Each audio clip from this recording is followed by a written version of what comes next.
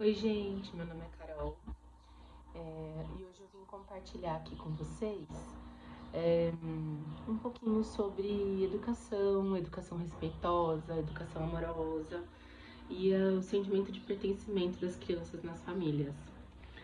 A primeira coisa que eu queria trazer para vocês é sobre as expectativas irreais que a sociedade tem em cima das crianças. Então, eu vou dar alguns exemplos para vocês e vou seguir aqui no meu roteirinho, tá?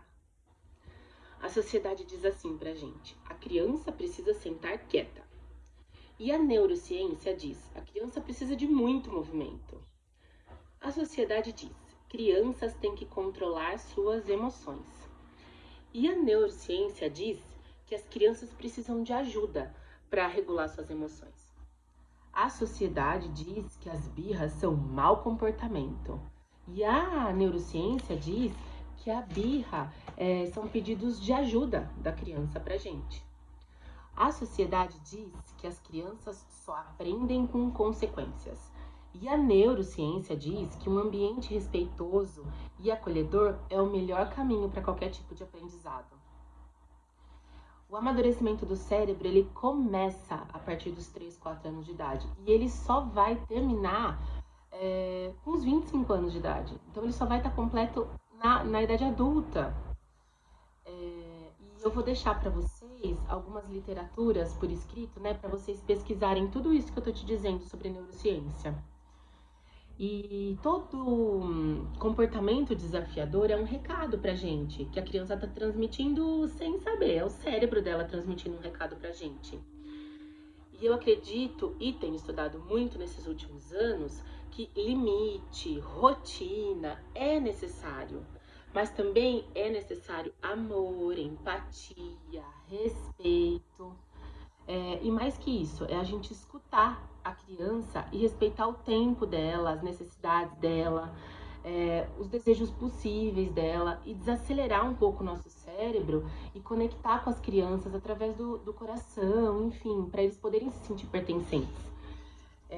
Fazendo um exercício rápido, imagina você criança. Tinha um monte de coisa que você queria, que você podia nem ser ouvido. E na verdade a criança só quer ser ouvida, a gente adulto só quer ser ouvido. Então a gente precisa ouvir elas de verdade, se conectar com o coração delas e desacelerar o nosso cérebro. A gente quer colocar elas na nossa rotina acelerada. Isso não funciona, porque ela não entende isso, porque ainda não está madura o suficiente para entender. Vou dar uma dica rápida aqui de 3 perguntas que a gente faz para sair do automático, para no momento de crise com a criança, ou então para a gente poder se conectar literalmente com ela. A primeira coisa que a gente tem que pensar é: isso que a criança está pedindo, isso que a criança está falando, é um não definitivo? Se for um não definitivo, não tem problema. Ok, você não vai deixar a criança se machucar, você não vai se comprar uma coisa que você não pode ou não é hora de comprar, não tem problema. Só que você precisa colocar um limite respeitoso e amoroso na criança. Então, com empatia. Um exemplo. Meu amor, eu sei que você quer esse brinquedo. Eu sei que esse brinquedo é muito legal. Só que a mamãe agora não vai comprar para você. Eu não tenho dinheiro nesse momento para isso. Ou não, a mamãe só vai comprar no seu aniversário. Mas coloca a empatia primeiro, que isso já dá uma acalmada no cérebro dela. Eu entendo que esse brinquedo é muito legal. Ou alguma coisa de comer. Eu entendo que você quer comer doce antes da refeição.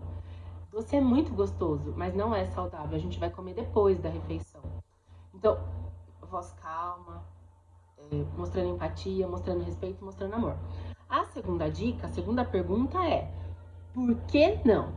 A resposta é por conta da sua rotina, por conta da sua pressa, ou você nem parou para pensar se isso pode ou não pode, enfim. Então saia do automático. Pergunte por que não? Por que não fazer isso? Às vezes quero pisar na lama.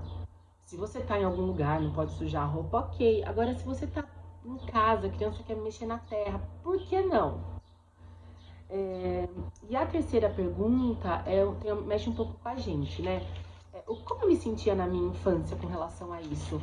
Porque tem um sistema de defesa do nosso cérebro que, quando a gente encara alguma coisa que a gente passou na infância, a gente reage de maneira agressiva, de maneira com o nosso córtex frontal.